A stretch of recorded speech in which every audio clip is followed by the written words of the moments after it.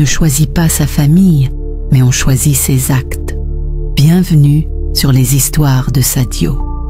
Dans une ville africaine animée, où les rues étroites et poussiéreuses résonnaient des cris des marchands et des enfants jouant au ballon, vivait Monsieur Kofi, un homme dont la rigueur et la sévérité imposaient respect et crainte.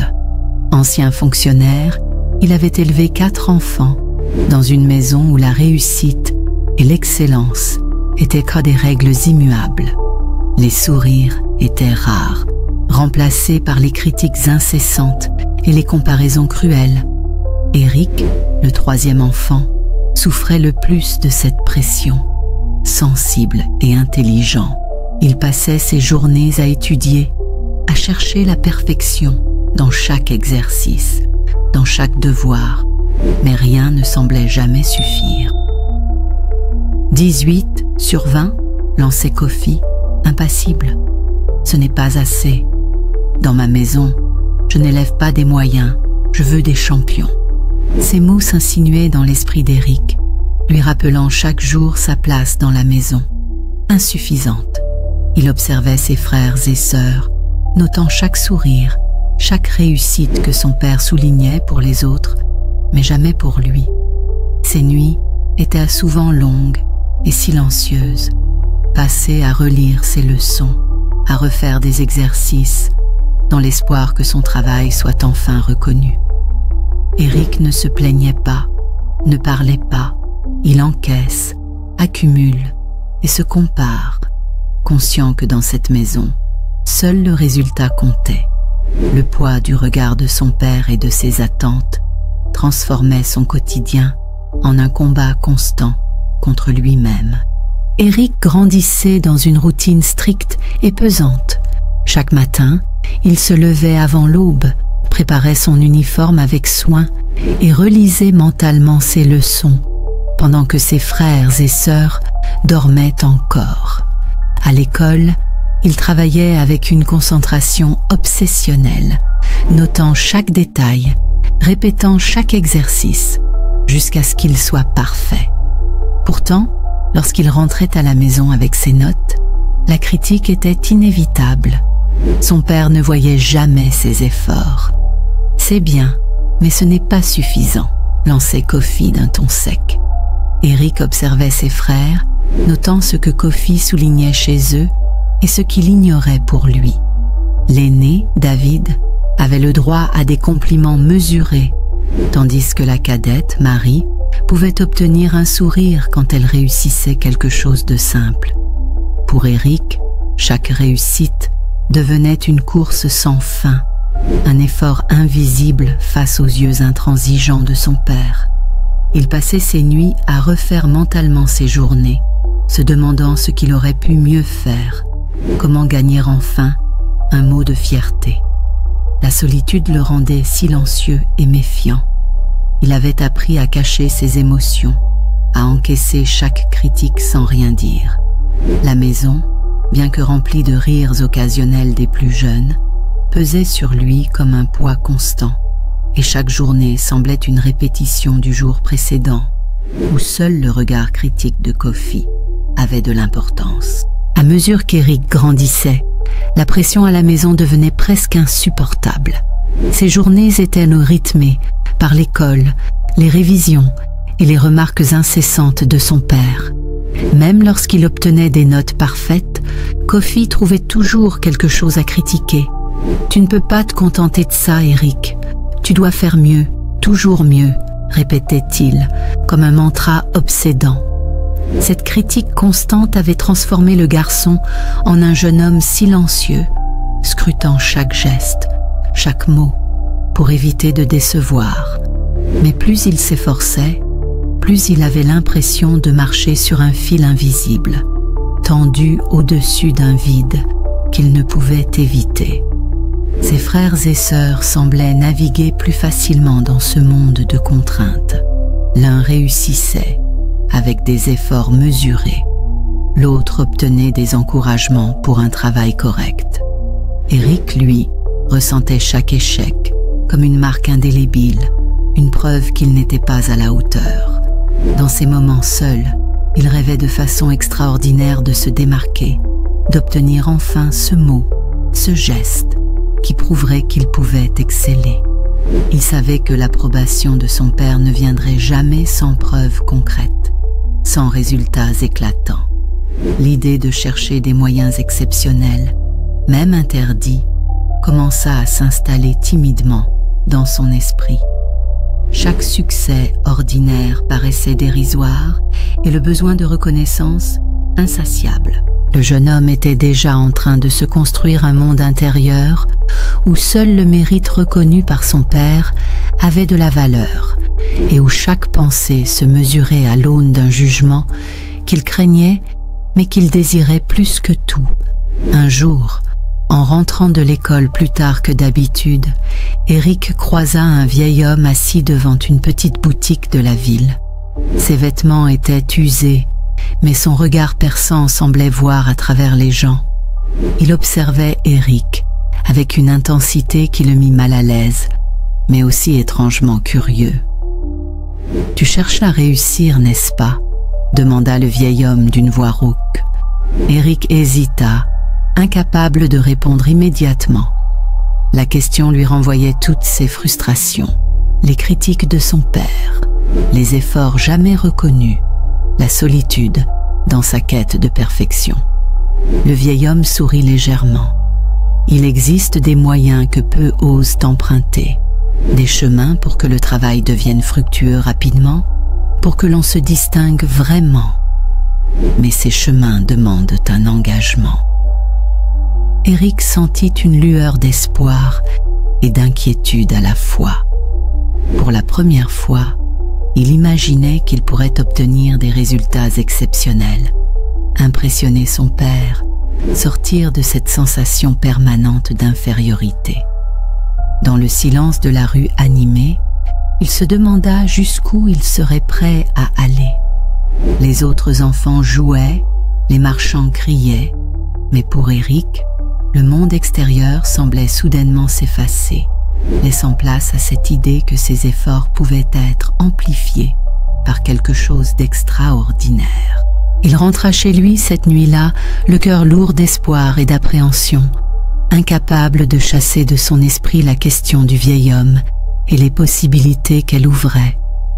Chaque pas dans sa maison lui rappelait combien il avait besoin de reconnaissance et combien cette rencontre avait éveillé quelque chose de nouveau en lui. Les jours suivants, Eric ne cessa de repenser au vieil homme. Ses mots résonnaient comme une promesse que personne d'autre ne lui avait jamais faite, la possibilité de se distinguer enfin.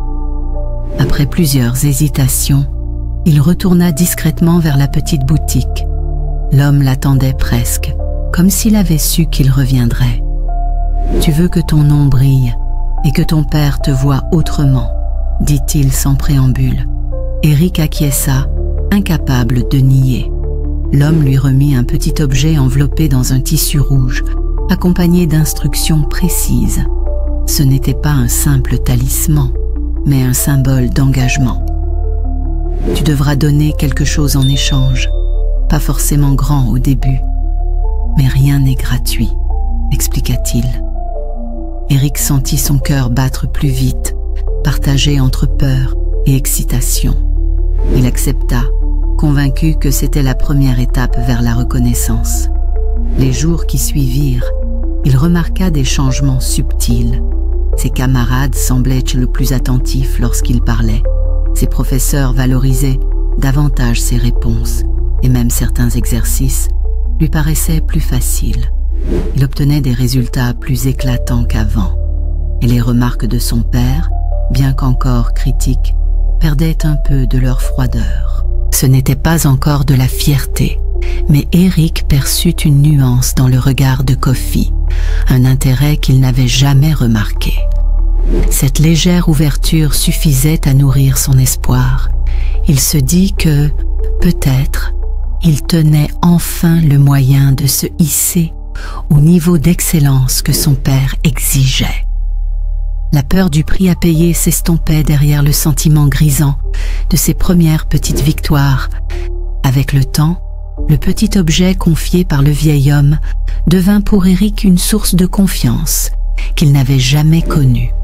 Chaque soir, il suivait les instructions, répétant en silence les paroles qu'on lui avait apprises, déposant de petites offrandes insignifiantes, quelques pièces, un peu de nourriture, parfois une goutte de son propre sang sur le tissu rouge. Les premiers résultats avaient déjà éveillé en lui une satisfaction nouvelle, mais bientôt, il remarqua que tout ce qu'il entreprenait prenait une tournure favorable. À l'école, ses professeurs le citaient en exemple devant la classe. Ses camarades, qui le voyaient comme réservé et effacé, se mirent à le respecter, certains même à l'envier. À la maison, bien que son père restât exigeant, Eric remarquait des silences différents, comme si Kofi observait avec une attention nouvelle ce fils qu'il avait toujours relégué dans l'ombre. Mais plus les résultats s'accumulaient, plus Eric ressentait que les petits sacrifices ne suffisaient plus. Le vieil homme, qu'il revoyait parfois, le lui confirma. Plus tu veux que tes victoires grandissent, plus ton engagement doit être grand. Rien d'important ne se construit sans un prix. Eric ne protesta pas. Son besoin de reconnaissance était devenu une obsession. Chaque petite marque d'intérêt dans les yeux de son père nourrissait sa détermination. Les sacrifices augmentèrent, objets précieux, nuits entières, passées sans sommeil, gestes plus lourds de sens. Mais le jeune homme ne voyait que les bénéfices.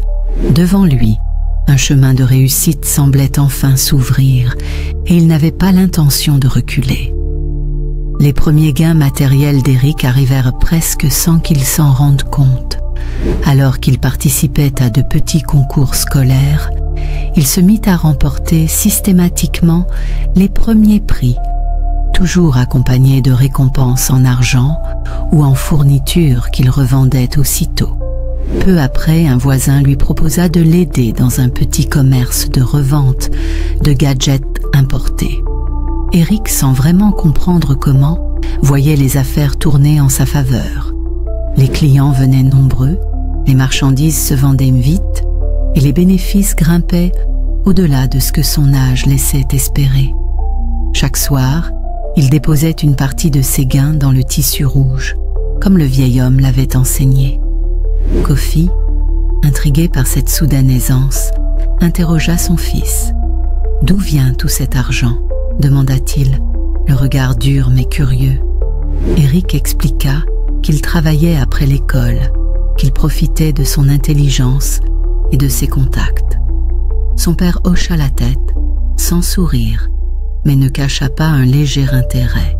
« Enfin, tu commences à comprendre ce que veut dire chercher la réussite. » Ces mots, bien que froids, résonnèrent en Eric comme une première victoire.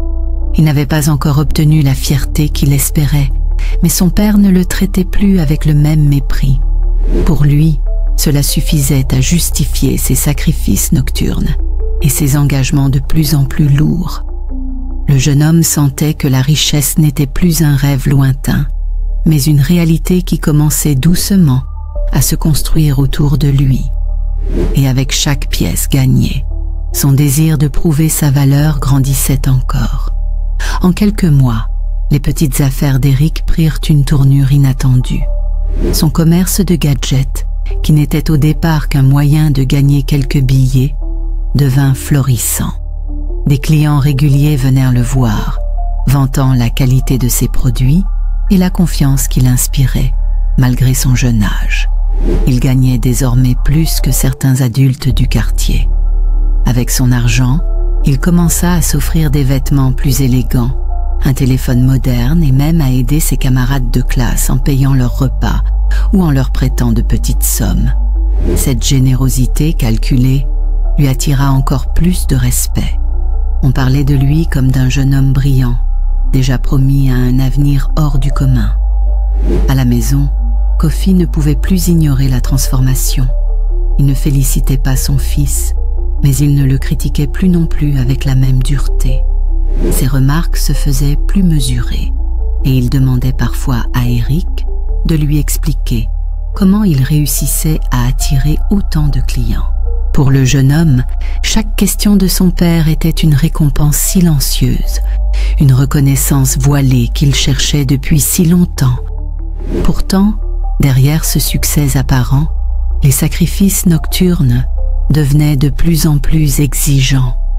Le vieil homme lui demandait désormais de donner non seulement une partie de son argent, mais aussi des choses plus personnelles. Un objet cher, un souvenir, un lien affectif.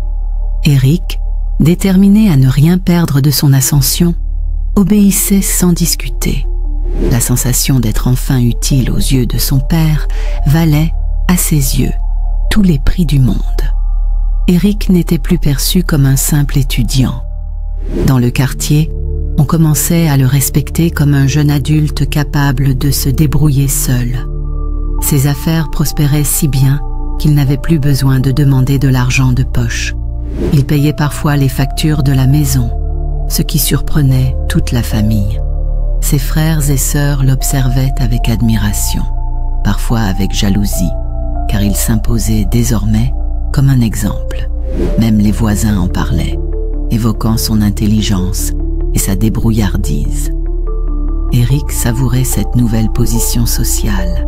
Il pouvait offrir de beaux vêtements à sa petite sœur, acheter de la nourriture pour la maison et montrer qu'il n'était plus un enfant dépendant. Kofi, bien qu'encore distant, le regardait différemment. Ce regard n'était pas celui de la fierté, mais plutôt celui d'un homme intrigué, presque forcé de reconnaître qu'Eric n'était pas inutile, comme il le pensait autrefois. Cette reconnaissance silencieuse nourrissait Eric d'une énergie nouvelle. Mais derrière cette réussite, le prix à payer se faisait plus lourd. Les nuits de sacrifice se multipliaient. Il devait respecter des rituels complexes, garder des secrets, renoncer à des moments simples avec ses amis. Parfois, il se réveillait le corps fatigué, avec de légères douleurs qu'il ne s'expliquait pas. Il les ignorait, convaincu que ce n'était qu'un petit effet secondaire, une gêne passagère. À ses yeux, cela restait dérisoire comparé au regard plus attentif de son père et au respect grandissant de son entourage. Il avait enfin l'impression d'exister et n'était pas prêt à perdre cette place chèrement acquise. Le tournant décisif arriva quand Eric se lança dans des affaires plus sérieuses. Grâce à ses économies et à quelques conseils du vieil homme, il investit dans un commerce de téléphones et d'accessoires importés. Ce qui aurait dû être une activité risquée devint un succès fulgurant. Les clients affluaient et ses stocks disparaissaient en quelques jours à peine. Les bénéfices, cette fois, n'étaient plus de simples billets de poche. Eric parlait désormais en millions de francs. Avec cet argent, il loua un petit local, engagea 2 jeunes du quartier pour l'aider et se mit à gérer ses affaires comme un véritable entrepreneur. La nouvelle se répandit vite. Les voisins le citaient en exemple. Les parents encourageaient leurs enfants à le prendre comme modèle, et ses camarades le regardaient avec un mélange d'envie et d'admiration. À la maison, le changement était encore plus frappant. Kofi ne pouvait plus ignorer la réussite de son fils. Bien qu'il ne prononçât jamais les mots que son fils espérait, ses silences avaient changé de nature. Il posait des questions sur les bénéfices, sur les clients, sur la gestion. Parfois, il l'écoutait sans interrompre, ce qui, pour Eric, valait presque comme une approbation. Mais derrière cette façade de réussite, les sacrifices prenaient des formes plus lourdes. Le vieil homme exigeait désormais qu'il renonce à certaines relations, qu'il coupe des liens affectifs jugés encombrants. Eric commençait à se sentir seul, isolé dans sa quête. Pourtant, chaque fois qu'il croisait le regard intrigué de son père, il se persuadait que le prix en valait la peine. Eric goûtait désormais à une vie que beaucoup ne pouvaient qu'envier. Les vêtements de marque s'accumulaient dans son armoire, Ses chaussures brillaient toujours neuves et sa moto dernier cri attirait les regards partout où il passait. Ses anciens camarades de quartier, ceux qui se moquaient autrefois de ses ambitions, venaient maintenant chercher son aide ou demander des conseils. Même certaines filles qui l'ignoraient auparavant tentaient de se rapprocher de lui. L'argent avait transformé son statut et Eric en savourait chaque instant. Pourtant, derrière cette façade luxueuse, il commençait à remarquer des détails troublants. Ses nuits n'étaient néanmoins plus aussi paisibles. Il se réveillait parfois en sueur, le cœur battant, sans se souvenir de ses rêves, mais avec l'impression qu'on l'avait observé. Des bruits étranges résonnaient dans sa chambre, un froissement, comme des pas discrets ou un murmure au loin. Il cherchait l'origine, mais ne trouvait rien. Le plus étrange était l'attitude des gens proches de lui. Certains amis, autrefois fidèles, s'éloignaient sans raison claire. Il disait que son regard avait changé, qu'il portait en lui quelque chose de lourd et de sombre. Sa mère aussi, bien que fière de ses réussites, posait parfois la main sur son épaule et murmurait qu'il n'était plus le même garçon qu'elle avait élevé. Eric, lui, refusait d'écouter. Tout cela, pensait-il, n'était que jalousie ou peur du succès. Mais une part de lui commençait à sentir que chaque billet gagné cachait une dette qu'il ne comprenait pas encore. Avec le temps, les signes devinrent impossibles à ignorer. Les employés qu'Eric engageait dans ses petites affaires semblaient eux tous frappés d'une étrange malchance. L'un tombait malade sans explication, un autre perdait brusquement un proche, et plusieurs abandonnaient leur poste en affirmant que travailler avec lui leur portait malheur. Eric, frustré, pensait d'abord qu'ils exagéraient, mais lorsqu'un de ses meilleurs amis, à qui il avait confié une somme pour lancer un commerce, perdit toute la marchandise dans un accident inexplicable, il commença à sentir que quelque chose ne tournait pas rond. De plus, son propre corps lui envoyait des signaux inquiétants. Parfois, en pleine journée, une fatigue brutale l'écrasait, comme si toute son énergie disparaissait d'un coup. D'autres fois, sa peau devenait glaciale alors qu'il faisait chaud, et une odeur métallique semblait l'accompagner sans qu'il puisse en trouver la source. Ses proches le regardaient avec une méfiance croissante. Ses frères et sœurs, jadis impressionnés par sa réussite, murmuraient qu'il n'était pas net, que son argent n'était pas normal. Son père, cependant, restait aveugle à ces signes. Tant qu'Eric rapportait des richesses et montrait une image de succès, il ne faisait aucun reproche. Mais Eric, au fond de lui, savait que son pacte n'était pas qu'un simple contrat de réussite. Il commençait à payer un prix dont la valeur réelle dépassait tout ce qu'il avait imaginé. Les choses prirent une tournure plus inquiétante lorsque les effets dépassèrent Eric pour toucher sa famille. Sa petite sœur, encore étudiante, se plaignait de cauchemars incessants qui la laissaient épuisée au réveil. Son frère aîné, qui essayait de monter une affaire de transport, voyait ses véhicules tomber en panne, les uns après les autres, sans raison mécanique valable. Les voisins commençaient à chuchoter.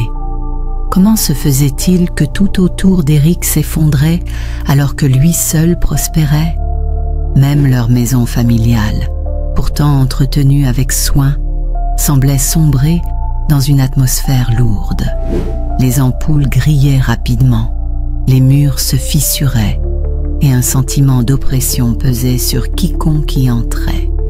Le père, cependant, refusait d'admettre qu'il pouvait y avoir un lien entre Eric et ses malheurs. Pour lui, ses autres enfants n'étaient tout simplement pas assez sérieux, pas assez travailleurs, pas assez disciplinés. Il continuait de les comparer à Eric, enfonçant le couteau dans la plaie.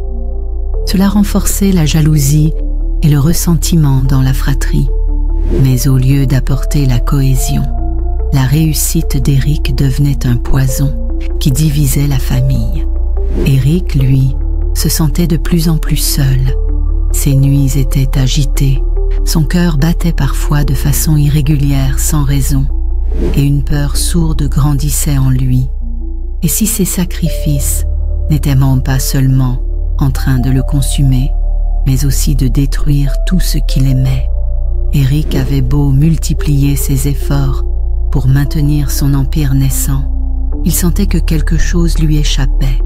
Ses comptes bancaires grossissaient toujours, mais ses investissements semblaient se déliter. Un immeuble en construction qu'il finançait fut frappé par un effondrement partiel, sans cause claire. Une cargaison de marchandises précieuses disparut mystérieusement au port, comme si elle n'avait jamais existé.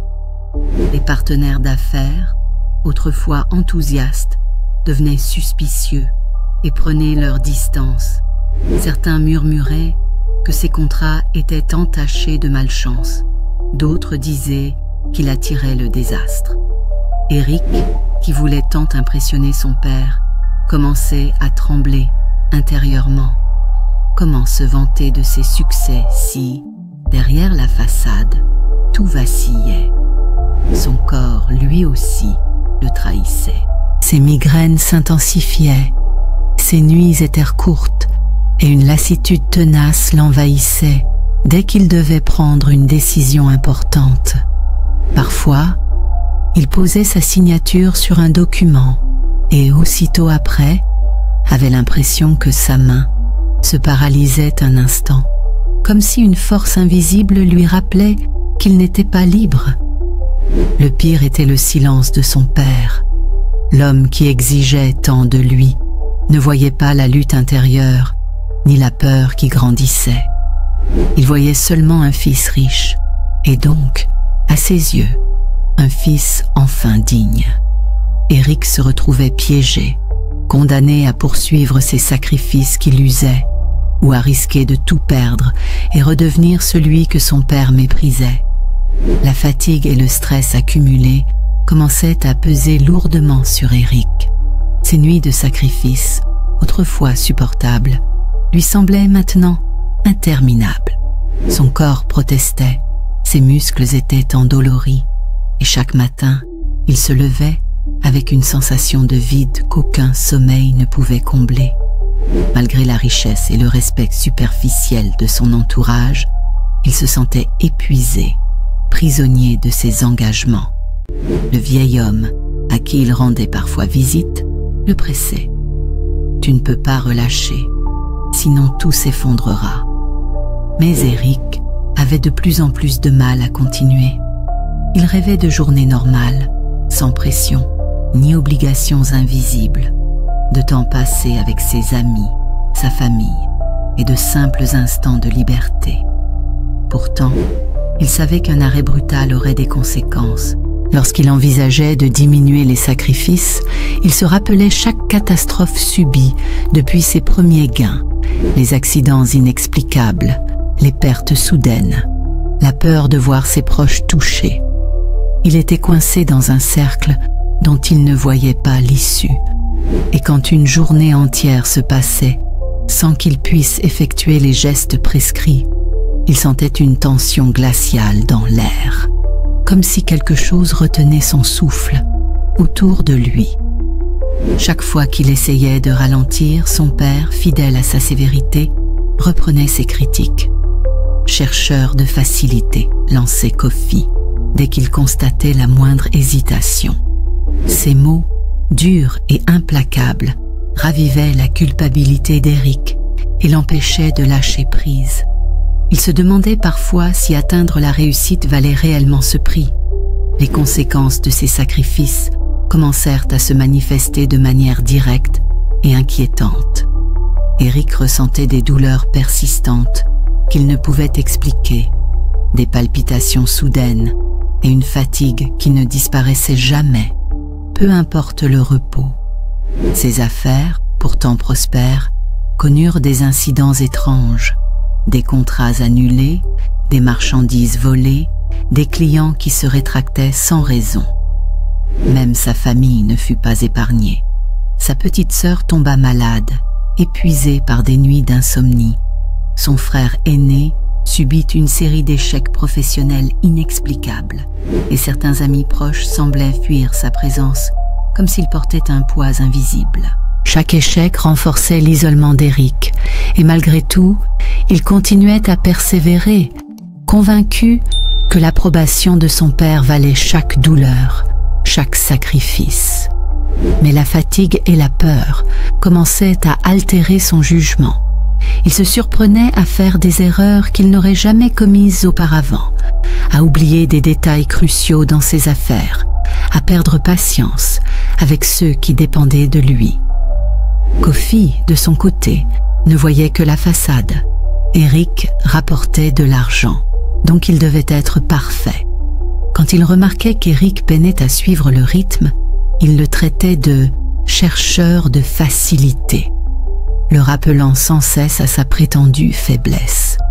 Ces mots, prononcés avec le ton glacial qu'Eric connaissait si bien, le frappèrent au cœur. Chaque remarque ravivait l'angoisse, la culpabilité et le besoin irrésistible de continuer, malgré les signes de plus en plus évidents que son équilibre était en train de se briser. Eric commençait à sentir son monde s'effriter malgré l'apparence de succès. Ses affaires, autrefois impeccables, semblaient en glisser entre ses doigts. Des clients insatisfaits, des partenaires qui disparaissaient, des profits qui s'évaporaient sans explication. Tout devenait instable. La fatigue et le stress avaient réduit sa capacité à gérer correctement ses activités, et chaque erreur, même minime, prenait des proportions inquiétantes. Ses proches l'observaient avec inquiétude, certains murmurant qu'il avait changé, que sa réussite avait un prix trop lourd à payer. Et son père, fidèle à lui-même, ne montrait aucune compréhension. Au contraire, dès qu'Eric semblait hésiter, il le fustigeait. « Tu cherches toujours la facilité », lançait Kofi, son regard dur transperçant Eric, comme un rappel brutal qu'aucune faiblesse n'était permise. Ces mots, qui jadis avaient motivé le jeune homme, n'étaient donc plus qu'une lourde chape de culpabilité. Eric sentait l'isolement s'installer. Les amis qui avaient admiré sa richesse s'éloignaient. Sa famille semblait distante, et même ses succès matériels perdaient de leur éclat. Chaque jour était devenu un équilibre précaire entre maintenir les apparences et lutter contre la fatigue physique et mentale qui s'accumulait. Il commençait à se demander si la fortune, le respect et l'approbation de son père valaient réellement ce sacrifice constant. Mais la peur de décevoir et le poids des engagements qu'il avait pris le tenaient encore prisonnier. L'évidence se faisait sentir. Plus rien ne serait jamais simple pour lui, et chaque pas vers la réussite était désormais une lutte contre des forces qu'il ne contrôlait plus entièrement. Eric avait atteint la limite de ce qu'il pouvait supporter. Ses nuits de sacrifice étaient redevenues insoutenables. Son corps et son esprit le trahissaient à chaque instant. Les affaires, malgré son engagement, échappant désormais à tout contrôle. Des pertes inattendues, des partenaires méfiants et des incidents inexplicables s'accumulaient. Sa famille, épuisée par les conséquences indirectes de ses actes, commençait à se refermer sur elle-même. Chaque matin, il se levait avec la peur au ventre de voir de nouveaux échecs ou de constater les dommages causés aux siens. Lorsqu'il tenta, une fois, de ralentir ses pratiques, son père entra dans une colère glaciale. « Tu oses abandonner ce que tu as commencé, toujours à chercher la facilité », lança Kofi, la voix tremblante de mépris. Ces mots frappèrent Eric comme un coup de tonnerre. La honte et la culpabilité se mêlèrent à la fatigue, le laissant vidé, incapable de défendre ses choix. Il réalisa que la reconnaissance qu'il avait tant cherchée n'était jamais arrivée de manière sincère. Elle était conditionnelle, dépendante de sa capacité à continuer, coûte que coûte, à subir et à sacrifier. Pour la première fois, il comprit que la richesse matérielle, le respect et l'approbation de son père n'étaient-ils pas des récompenses, mais des chaînes. Éric sentait que tout ce qu'il avait construit risquait de s'effondrer s'il cédait à sa faiblesse, mais continuer signifiait s'anéantir lui-même. L'impasse dans laquelle il se trouvait semblait totale, et pour la première fois, il se demanda si la quête de fierté valait encore la peine. Le dernier tournant survint un soir où Éric, épuisé au-delà de toute limite, ne put accomplir les gestes imposés par le vieil homme. Les effets furent immédiats et brutaux. Une série de catastrophes s'abattit sur ses affaires. Les clients annulèrent leurs commandes, des fournisseurs disparurent, et les bénéfices accumulés fondirent en quelques jours. Son père, découvrant l'incapacité de son fils à maintenir ses pratiques, explosa. « Tu es une honte !» hurla Kofi, le regard noir, révélant enfin qu'aucune réussite matérielle ne serait jamais suffisante.